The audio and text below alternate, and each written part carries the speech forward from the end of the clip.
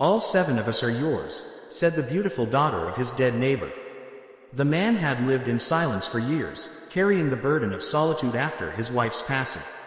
His farm sat at the edge of the valley, surrounded by the whisper of pines and the endless hum of cicadas. Neighbors had grown scarce, the land swallowing families who could no longer endure its demands. Only one house remained close by, a modest dwelling where a widower lived with his 7 daughters. The man had seen them from afar, sometimes catching the sound of their laughter carried across the fields like sunlight breaking into sound. But one morning the valley seemed heavier, as though grief itself had settled into the soil. Word reached him quickly. The widower had passed. His daughters, 7 of them, stood alone in the world. The man felt the ache of their loss as though it were his own, for he remembered too well the cold nights of loneliness, the shuddering silence that follows death. He thought of them often in the days that followed, wondering how such fragile blooms would weather the storm without the shelter of their father. It was dusk when he found them gathered by the old fence, their faces pale under the dying sun. The eldest, a young woman with hair that caught fire in the light, stepped forward. Her eyes were wet, yet fierce, as if she had inherited her father's strength. She looked at the man as though she had carried this moment within her since the day of her birth. With a trembling voice, she spoke words that struck him to his core. "All 7 of us are yours." He froze, unable to breathe, unable to comprehend the weight of what she had said. The valley grew quiet, as though creation itself bent closer to listen. The younger sisters clung to her, their eyes wide with trust, fear, and something deeper, an unspoken faith that he, this solitary man, could be the anchor in the storm of their lives. The man's chest tightened. He had not asked for this, had not expected to become the guardian of 7 lives. His own heart was weary, scarred by years of loss. And yet, in the way the eldest looked at him, there was no plea, only certainty, as though their father's final breath had carried his daughter's fate to this very doorstep. That night he could not sleep. He paced the length of his cabin, staring into the flames of the fire. The words echoed again and again, "All 7 of us are yours." They were not words of possession, but of surrender, of faith, of hope. He thought of the eldest, of her courage to speak for them all, and of the way the younger girls had stood behind her, united, unbroken despite the weight of sorrow. The following morning he returned to them. The house was quiet, a shell emptied of its protector. The youngest girls sat huddled together, their innocence clashing with the grief that shadowed their faces. The eldest met him again at the doorway. This time her eyes softened, but her voice did not falter. "You are alone. We are alone. But if you take us in, there will be no more loneliness." The man's soul shook. He had never sought to rebuild what death had taken from him, yet here stood 7 hearts bound together, offering him not just responsibility, but a chance to belong again. Slowly, he nodded. From that day forward, his life was no longer his own. He rose before dawn to tend the fields, not only for himself, but for 7 mouths that looked to him for sustenance. The girls filled the cabin with life, laughter and chatter weaving through the once empty halls. The youngest would run to greet him when he returned from the fields, their hands clutching flowers as though they were treasures. The older ones took to helping him with chores, their presence lifting the weight of his solitude. And yet, beneath the surface of their new life together, there was an unspoken bond that deepened each day. The eldest daughter carried herself differently around him, not only as the leader of her sisters but as one who had chosen him, as one who had entrusted to him the very core of their survival. She spoke less than the others, but when she did, her words lingered with him long after. Seasons changed. The valley bloomed with spring and shivered with winter, but inside his home there was always warmth now. The man discovered a strength within himself he thought long buried.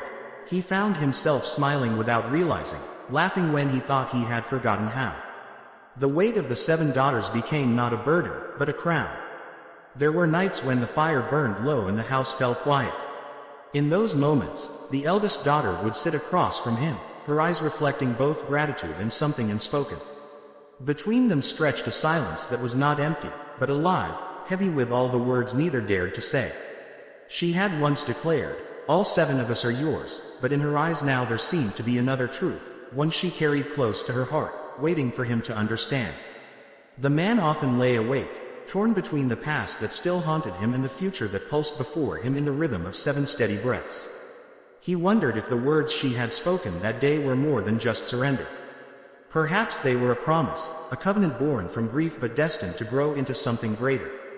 Each day drew him closer to them, and each day he realized that solitude had not been his curse, but his preparation. For in the gift of 7 daughters, in the voice of the one who first spoke for them all, he had been given not only a family but a second chance at life. And deep within him, though he could not yet speak it, he knew the truth. The moment she said, "All 7 of us are yours," the man who had thought himself lost to loneliness had been found again. The thaw of spring melted more than the frost in the valley. It melted something long frozen in his heart. The man began to notice things he once overlooked. The way the girls' voices blended into harmony when they sang old songs by the fire. The way their laughter seemed to chase away even the darkest clouds. The way the eldest, always steady, sometimes allowed herself a faint smile when she caught him watching. These were not small things. To him, they were miracles, proof that life was not only about enduring but about rediscovering wonder in the simplest acts of living. He worked harder than ever, not because he had to, but because he wanted to give them more than survival. The fields stretched green and wide under his care, the barns grew stronger with new timber, and the cabin itself expanded. He added a second room so the younger girls would not have to sleep so tightly pressed together. They painted the walls with colors he would never have chosen himself, bright shades that filled the home with warmth. He allowed it, even welcomed it, though he grumbled aloud just to hide the way it softened him. Sometimes, when the girls thought him too busy to notice, they whispered about him. He caught fragments carried on the breeze. He works like 3 men. He never eats enough. He doesn't smile when he should. But the eldest never whispered. She only watched, her silence heavier than their chatter, her eyes carrying unspoken words like arrows aimed directly at his guarded heart. One afternoon, after a long day in the fields, he found her mending clothes by the fire. The others had gone to gather berries, leaving her alone. She did not look up when he entered, but he could feel the weight of her presence filling the room. "You do too much," she said after a long silence, her needle gliding steadily through cloth. "Too much," he echoed, lowering himself into the chair across from her. "It takes much to keep 7 souls fed and clothed." "You give more than food and clothing," she replied. Her hands stilled, her eyes lifted to meet his. "You give yourself. Every hour, every breath. We see it." Her words struck him deeper than he wished to admit. He cleared his throat, searching for the old armor of silence, but she leaned closer, her voice soft but unwavering.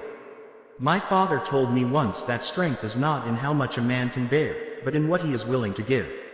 You gave us your life when you had no reason to. That is strength. That is love."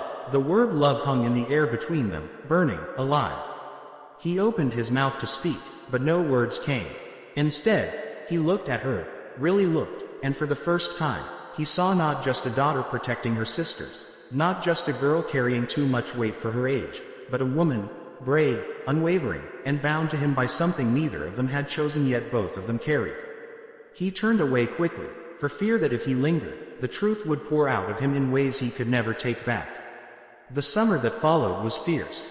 The sun baked the land, crops withered in places, and the river shrank to a whisper. They worked together to keep the fields alive, rising before dawn, laboring until the stars bled into the horizon. The girls' hands blistered, their bodies grew weary, but none complained. The youngest carried water in small buckets, stumbling yet determined. The middle daughters bound sheaves and weeded tirelessly. The eldest never left his side, her shadow merging with his as they fought the unforgiving earth together. One evening, when exhaustion pressed heavily upon him, he collapsed by the barn. The eldest knelt beside him, pressing a cool cloth to his brow. Her touch was steady, gentle, carrying no hesitation. "You push too hard," she murmured. "And you?" he asked, his voice rough. "Do you not push just as hard?" Her lips curved faintly. "I push because you push. If you fall, we all fall." He stared at her, the fire of her spirit blazing in her eyes. She was not merely echoing his strength, she was sustaining it. For the first time, he realized that he was not the only one carrying them. She was carrying him, too. That truth unsettled him, yet it also filled him with a quiet awe he could not name. The drought broke at last, and when the rains came, the valley drank deeply. Crops revived, animals thrived, and laughter returned to the farm like a song too long silenced. They celebrated with a feast, a simple one of bread, fruit, and milk, but it felt like a banquet. The girls sang until their voices grew hoarse, and the man, for the first time in many years, allowed himself to join. His voice was rusty, uncertain, but when he sang, their faces lit as though they had been waiting for that sound their whole lives. The eldest watched him, her eyes shining, her lips curving into a smile so rare it took his breath away. In that moment, surrounded by 7 daughters who had once been strangers, he felt something he thought he would never feel again: belonging. Autumn painted the valley in gold and fire. They harvested together, filling baskets with apples, grain, and vegetables. The barn swelled with abundance, a symbol of what they had built, not just with labor, but with unity. The man often paused to watch the girls running through the fields, their dresses catching the wind, their laughter spilling into the crisp air. He thought of how different his life had become, how empty the cabin once was, how full it now stood. The eldest grew more beautiful with each season, though beauty was not what bound him to her. It was her strength, her silence, her unshaken presence. She spoke little, but when she did, her words carried the weight of truth. She never once repeated her declaration, "All 7 of us are yours," but in every action, every glance, she lived those words. And he carried them like a secret vow, unspoken yet alive, burning like a hidden fire within his chest. Winter returned heavier than before. Snow buried the valley, winds clawed at the cabin, and nights stretched long and merciless. Yet within those walls, warmth reigned. The girls told stories, played games, and sang while the fire roared. He repaired tools, sharpened knives, and listened more than he ever had in his life. Their voices wove into him, pulling him deeper into a family he had not chosen but had been given. There were nights when silence fell heavier than snow. The eldest often sat across from him, her eyes meeting his, her presence filling the space with something that defied words. He knew she carried more in her heart than she revealed, just as he carried more than he dared admit. They were bound in a quiet covenant, a tether that grew stronger with each passing day. One night, when the fire had burned low and the others had long since fallen asleep, she remained awake, mending a torn shawl. He sat across from her, sharpening his knife, though his hand stilled when he realized she was watching him. "Do you regret it?" she asked softly. He frowned. "Regret what?" "Taking us in. Letting us change your life." He looked at her for a long moment, the question striking deeper than she could know. His voice was rough when he finally spoke. "If you had not spoken those words, if you had not given me 7 lives to carry, I would still be a ghost. You gave me back to myself. No, child, I do not regret it. I could never regret it." Something flickered in her eyes then, a light that burned so fiercely it shook him. She lowered her gaze, her hands trembling slightly as she returned to her work. But he saw it, and once seen, it could never be unseen. He lay awake that night, listening to the sound of 7 breaths rising and falling in the cabin. Each one was a reminder that he was no longer alone, that life had given him back more than it had taken. And though the words burned on the edge of his tongue, he held them back. For now, it was enough to live each day bound to them, to her, by the vow she had spoken in her father's shadow. He did not know what the future would bring. He only knew that the moment she said, "All 7 of us are yours," the course of his life had been altered forever. And as the snow fell softly outside, covering the valley in silence, he realized that some words are not meant to fade. They are meant to grow, to bind, to become the very marrow of who you are. The thaw of winter gave way once more to the restless pulse of spring. Snow retreated into the mountains, and rivers swelled as though waking from long sleep. The valley stirred with life, yet within the cabin, something deeper stirred, something that no season could explain. The man carried it with him everywhere, a silent fire in his chest that refused to dim, a truth unspoken yet alive every time the eldest met his gaze. She never pressed him again, never asked him to explain himself, never repeated her declaration. Yet the memory of her words, "All 7 of us are yours," echoed louder than any storm, shaping his days like the steady beat of a drum. The bond between them deepened with each shared task, each silent glance, each night when they sat across from one another in the firelight while the others slept. He began to realize that her silence was not emptiness but a kind of faith. She was waiting, patiently, for the moment he would finally understand what she had known from the beginning. The farm flourished that year. Crops rose taller, the soil yielded generously, and the animals thrived. The girls grew stronger, their hands calloused from work, their spirits sharpened by the rhythm of survival. The youngest, who once clung to him with tears, now carried her own bucket of water without stumbling. The middle daughters teased less and labored more, though their laughter still filled the house like music. And the eldest, she became the shadow of his every step. If he lifted an axe, she steadied the log. If he carried grain, she bore the sack beside him. If he faltered, her hand was always near, steady as the earth beneath his feet. One summer evening, after the long day's harvest, the girls spread blankets under the open sky. They pointed at stars, naming them in stories their father once told. The man listened in silence, his heart caught in the delicate balance of grief and wonder. He thought of his own lost family, of the nights when he had stared at these same stars with no one to share them. Now, 7 voices spun the heavens into life, and he felt the sharp ache of gratitude. The eldest lay apart from the others, her gaze fixed not on the stars but on him. When their eyes met, he felt a rush of something he dared not name. He looked away quickly, his hands trembling slightly as he clasped them together. He could not let them see. He could not let her see. Yet he knew she already did. The following day, while the others fetched water, she came to him by the barn. She carried no basket, no tool, only a stillness that unsettled him. "You avoid my eyes," she said softly. He stiffened, pretending to adjust the rope on the post. "I avoid nothing." "You do," she said. Her voice was not accusing, only certain. "You look at me as if you see too much, then you turn away as if afraid of what you find there." He froze, unable to summon words. She stepped closer, her presence filling the space between them. "You don't need to fear me," she whispered. "I gave myself to you the day I said those words. We all did. But she faltered, her eyes lowering for the first time. "I gave more than that. I gave my heart." His breath caught. He wanted to speak, to tell her she was too young, that the world would not understand, that he could not allow himself such a thing. But when he opened his mouth, the words died in the weight of her truth. She was not a child. She was not blind to what she had given.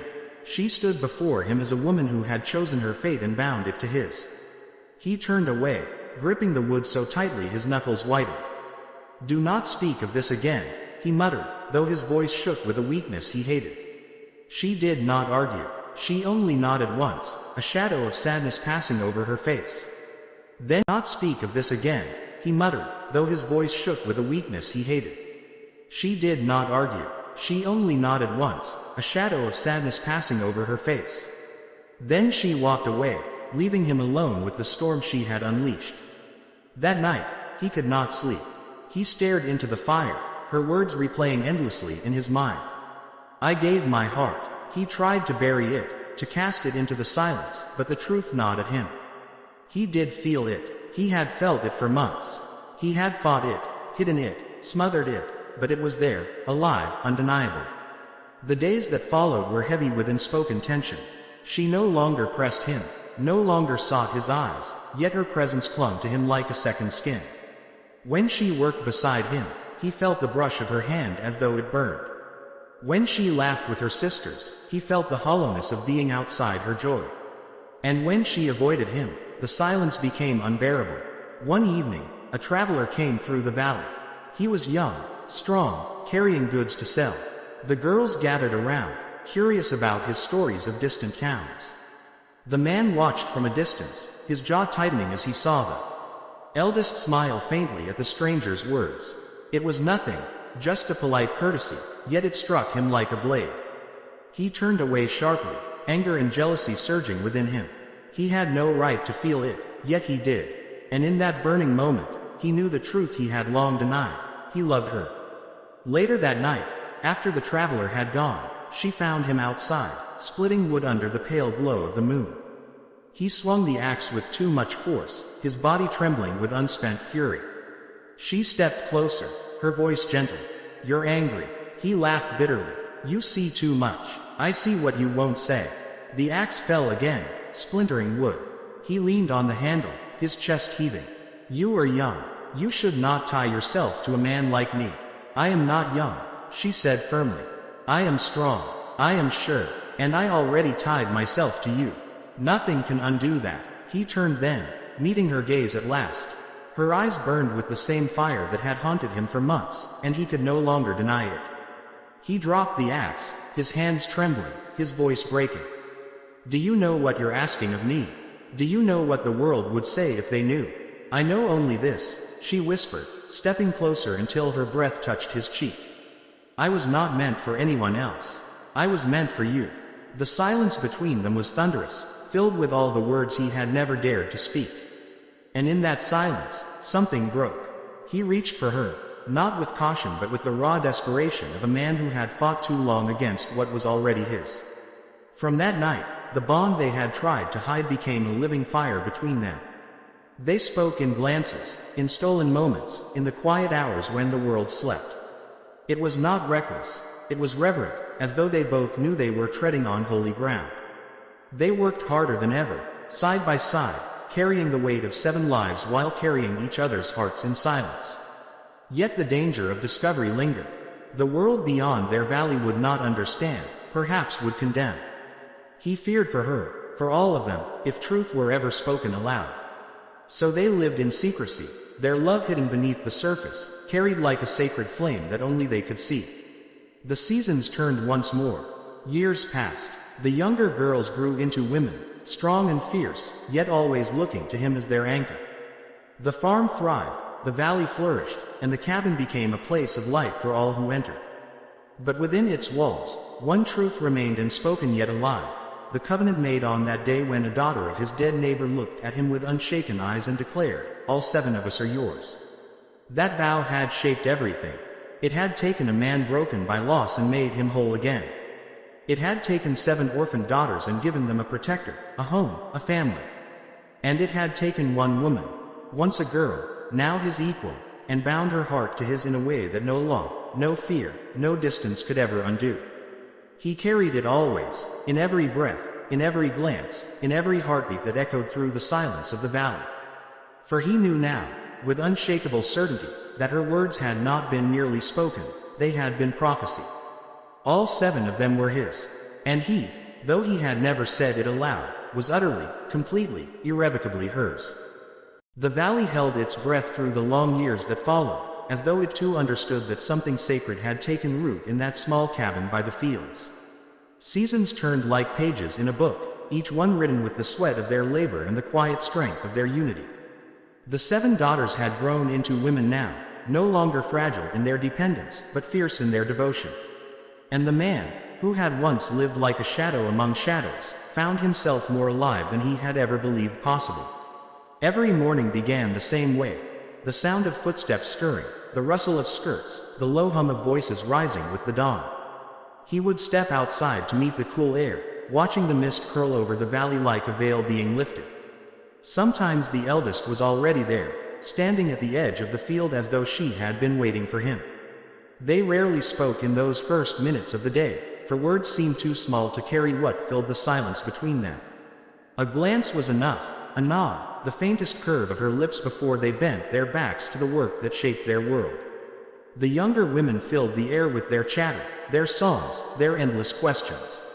One was always asking about distant lands she had never seen, another about why the stars moved in patterns, another about why the earth gave more fruit some years than others. Their curiosity was boundless, their joy unshakable, and though the man often grumbled at their noise, inside he felt it heal him like balm on old wounds. He had forgotten the sound of laughter in his home. Now, it was a daily hymn. The eldest, though, remained different. Her words were fewer, her silences deeper, but her presence was the steady root from which all the others drew strength. She had become the woman of the house without ever declaring it. The little ones looked to her first, the middle ones followed her lead, and even he, though he would not confess it aloud, often found himself measuring his decisions against the quiet certainty in her eyes. One night, when autumn had painted the valley with fire, they sat together after the others had fallen asleep. The fire crackled, The wind whispered at the shutters, and the silence stretched long between them. He thought she might speak of work, of plans, of the coming winter. Instead, she looked at him steadily and said, "Do you know what you have become to us?" He frowned, turning the knife in his hand over and over. "A roof, food, protection. What else should I be?" Her gaze did not waver. "More. You became our strength, our world, and without you, none of us would still be standing." The words burned through him, not for their praise, but for the unspoken truth beneath them. He looked at her across the fire and felt the storm rise again in his chest, the one he had been holding back for years. Yet he said nothing, for fear that once the dam broke, it would sweep them both beyond return. The winters grew harsher as the years passed, yet inside the cabin warmth reigned. He taught them to hunt, to mend, to carve, to build. They taught him to listen, to laugh, to live again. Together, they built more than a farm, they built a life. Neighbors whispered, of course. Some marveled at the miracle of his house filled with women, others spoke in envy, others in suspicion. But he paid them no mind. The valley was wide, the land was harsh, and the whispers of others could not touch what lived within those walls. Still, there were nights when the weight of secrecy pressed heavy. The eldest never pressed him again with words, but her eyes carried everything: faith, longing, certainty. He often lay awake listening to her quiet breathing in the next room, knowing she was awake too, both of them held captive by the same truth they could not speak aloud. One spring, a sickness swept through the valley. Neighbors grew weak, some died, and the fear of loss returned like a ghost to his door. The youngest of the 7 fell ill, her small body racked with fever. The man did not leave her side, feeding her broth spoon by spoon, cooling her brow with cloth, whispering words he did not know he still remembered how to say. The eldest was there too, her hand steady, her presence tireless. Together they fought through long nights of worry, and together they watched the fever break. When at last the girl stirred, whispering faintly for water, relief flooded them so sharply he felt tears sting his eyes. He had not wept in years, yet that night, he did. And the eldest, seeing his tears, laid her hand over his without a word. It was the first time they touched without pretense, without accident, without excuse. Her hand remained there, warm, sure, unshaken. He did not pull away. He could not, for in that moment, all the walls he had built between them crumbled like ash. The sickness passed, the valley healed, but he carried that touch with him like a mark etched into his very soul. They never spoke of it, yet from that day forward, everything changed. The glances grew longer, the silences heavier, the air between them charged with a truth that no one else could see. The others, perhaps, felt it in ways they could not name. They grew quieter when he and the eldest entered a room together, their chatter softening, their eyes darting between them. But no one spoke. The covenant of silence held, as if even the sisters understood that something larger than words bound the two together. Years deepened their bond. The man grew older, his hair streaked with gray, his shoulders heavy with time, yet his strength did not wane. She grew into full womanhood, her beauty no longer hidden but radiant, fierce, impossible to deny. Suitors came sometimes, men from nearby towns, farmers seeking wives, but none stayed long. She turned them all away with a calm certainty, and though she never said why, the man knew. And the knowledge both terrified and sustained him. One evening, when the harvest had filled the barns to bursting, the valley lit by the gold of late summer, they found themselves alone again at the stream. The water ran clear, the air heavy with the scent of earth and hay. She stood with her feet in the shallows, her skirt lifted slightly, her hair loose around her shoulders. He watched her from the bank, his chest aching with the weight of all he had never said. At last, she turned to him, her eyes bright, her voice steady. "How long will you make me wait?" His breath caught. "Wait for what?" "For you to admit what you already know. That you are mine, as surely as I am yours." He stepped closer, the earth trembling under his feet. "Do you know what you ask of me? The world would condemn it. They would call it sin, folly, madness. I do not care for the world," she said, her voice rising like flame. "I care only for what is true. And the truth is this: when my father died, I gave you everything. I told you that all 7 of us were yours. I meant every word, but I gave more than that. I gave myself. and I have no shame in it. The silence cracked open between them, heavy, holy, dangerous. He closed the distance, his hands trembling as he reached for her. She did not flinch. She did not falter. She lifted her face to his, her eyes burning with the certainty that had haunted him for years. And in that moment, at last, the dam broke. Their lives did not shatter with that choice, they deepened. What had been hidden bloomed into fullness, not reckless but reverent, not secret but sacred. They moved through the days with the same rhythm as before, but beneath it pulsed a new heartbeat, one that bound them closer than ever. The sisters saw it, felt it, perhaps even welcomed it, though none spoke. The valley itself seemed to shift, its fields richer, its skies brighter, as though it too bore witness to the truth that had long waited to be born. And yet, always, there lingered the weight of silence beyond their walls. They knew the world outside would never understand, perhaps would destroy what they had built if ever it came to light. So they guarded it fiercely, living in the tension of secrecy and truth, carrying their love like a hidden fire that no storm could extinguish. The years rolled on, but the fire never dimmed. He grew old, but he did not grow weary, for her presence renewed him daily. She grew into her full strength, carrying not only her sisters but him as well, lifting the burden of his age with the power of her love. Together they stood, side by side, bound by a covenant spoken in grief but fulfilled in love. And through it all, the words never left him, never lost their power. All 7 of us are yours. They were not only a vow, but a prophecy. And in every breath, in every glance, in every heartbeat of the years they shared, he lived the truth of them. The valley aged with them, its rivers carving deeper lines into the land, just as the years carved deeper truths into the lives of the man and the 7 women. The seasons spun like a wheel, each cycle pulling them further from the night of grief when he had first taken them in, and closer to a life neither he nor they could have ever imagined. What had begun as an act of duty, a sheltering of orphans, had grown into something far greater than survival. It had become a living testament of love, loyalty, and the unbreakable threads of fate. By the time the youngest turned into a woman with her own fierce will, the cabin was no longer just a shelter.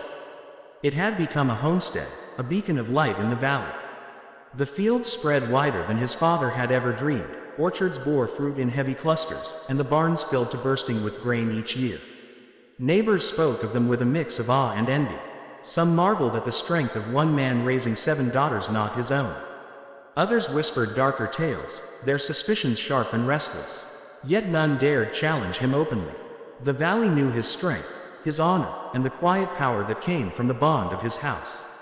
But inside those walls, there was a truth that none could guess. His nights were no longer empty. The eldest, the daughter who had first spoken those fateful words, "All 7 of us are yours," was no longer just a companion in silence. She was his wife in all but name, bound to him by love, by fire, by the inexorable call of destiny.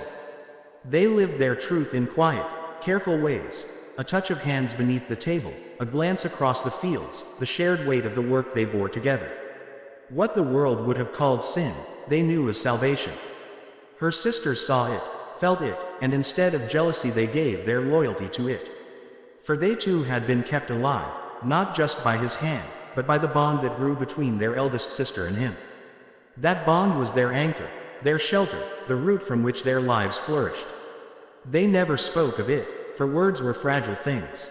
They lived it instead, in their labor, in their loyalty, in their refusal to ever leave his side.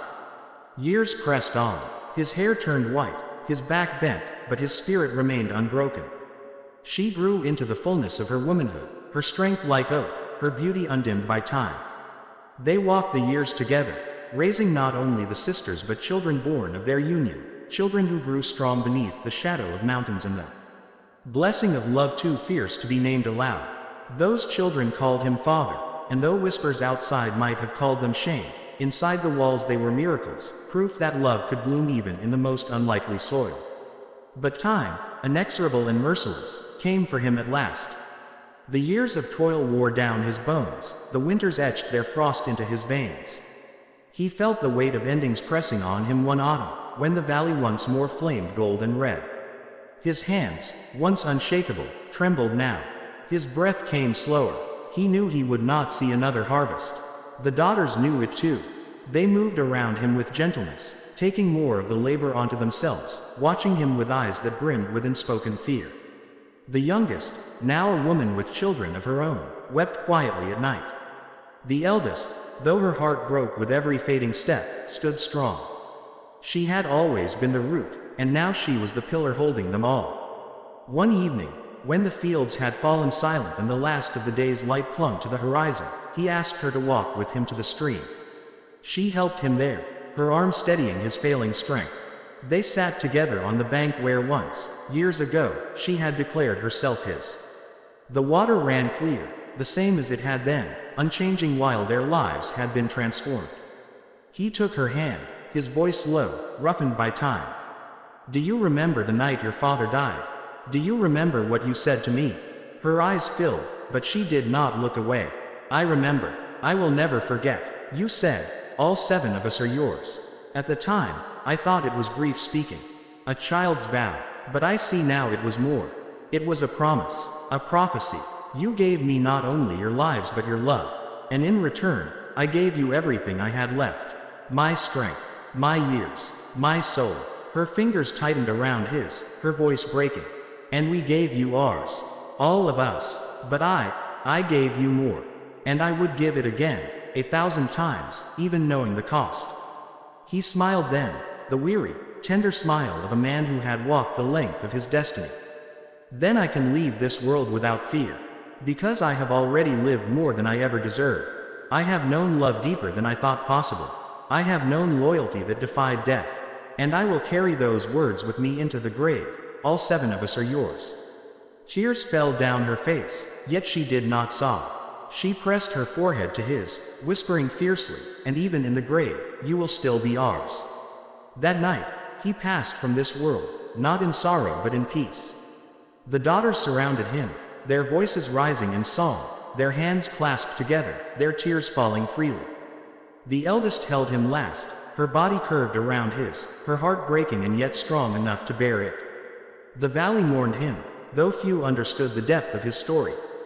To the neighbors, he was the man who had taken in orphans, raised them well, built a legacy. But to the 7 daughters, he was more. He was father, husband, protector, lover, savior. He was the heart that had held them all together. The years that followed did not dim his presence. His children grew, his name carried through generations, his story whispered by firelight. The 7 sisters kept his memory alive in every act of love, every harvest, every song sung to the valley winds. The eldest lived on many more years, her hair silver, her hands still strong, her eyes ever turned toward the stream where they had first claimed each other. And when at last her time came, she went to him with peace in her heart, knowing she had fulfilled the vow spoken in her youth. The valley kept their secret. The world would never know the full truth, nor would it understand if it did. But some truths belong not to the world. They belong to the souls who lived them. Their story was not meant for judgment, but for remembrance. And so it was remembered. The tale of a man and the 7 daughters of his dead neighbor. A tale of grief turned to love, of duty turned to destiny, of silence that blossomed into a fire that no shame could extinguish. A tale bound forever by the words that began it all.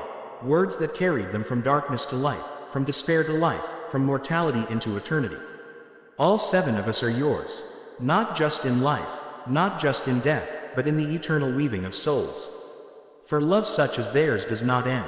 It lives on, in blood and memory, in land and sky, in every heart brave enough to believe in it. Thank you so much for watching this story till the end. If you enjoyed it, don't forget to like, comment, and share it with your friends. And make sure to subscribe to the channel and hit the bell icon, so you never miss our upcoming stories. Stay connected, and I'll see you in the next video.